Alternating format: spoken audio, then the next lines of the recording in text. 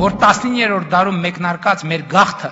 այդպես էլ չէինք դադարեցնել, նույնիսկ 1991 թվականից պետություն ունենալու պայմաններում, մենք, որ նույնիսկ պետություն ունենալու պայմաններում շարունակում էինք ավետյաց հայրենիքի մեր փնտրտուքը, միայն պատմության քննությունից կտրվելու վերջին պահին հասկացանք, որ պատմական արդարության մասին երազելու կարիք չկա, ազգային իղձերով ապրելու կարիք չկա, հայրենիքի մասին երազելու կարիք չկա, որովհետև մեր երազանքները եւ իղձերը իրականացված են, եւ Հայաստանի Հանրապետությունը մեր երազանքների հայրենիքն է։ Հայաստանի Հանրապետությունն է մեր երազանքների հայրենիքը։ Մենք շատ դժվար հասկացանք, որ հայրենիքը պետությունն է, որ պետությունից դուրս այլ հայրենիք չկա, եւ մենք որոշեցինք ճանաչել այդ հայրենիքը։ Մենք որոշեցինք ճանաչել Հայաստանի Հանրապետությունը ու նրա տարածքային ամբողջականությունը։ Եվ այդ հենքի վրա հնարավոր եղավ հաստատել խաղաղություն եւ բացել ապագայի դռները եւ այդ դռներով մտնել ապագայի մեջ։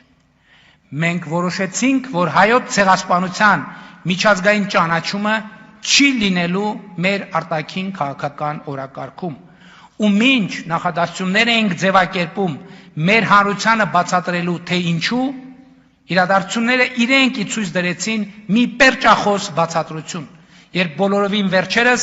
Իսրայելի կառավարությունը ամենասուր վճռականությամբ հայոց ցեղասպանության ճանաչման process սկսեց, ապա նույնպիսի վճռականությամբ կանգնեցրեց այդ process-ը։ Սա էլ էր մի կարևոր իրադարձություն, որ բացեց վարակույրը, եւ մենք բոլորով տեսանք, ստիպված եղանք տեսնել, թե ինչ է կատարվում դրա ետևում։ Միջազգային խաղացողները ներողություն է ձևակերպման համար, մեր նահատակների մասունքներով իրար գլխի բամփում են, բայց մեր գլուխն է ցավում։ Միջազգային խաղացողները մեր նահատակների ոսկորները զենքայնացնում են, դրանով կրակում իրար վրա, բայց մենք ենք զոհվում։ Այնպես ինչպես եղել է 19-րդ դարի վերջին, 20-րդ դարի սկզբին ու վերջին,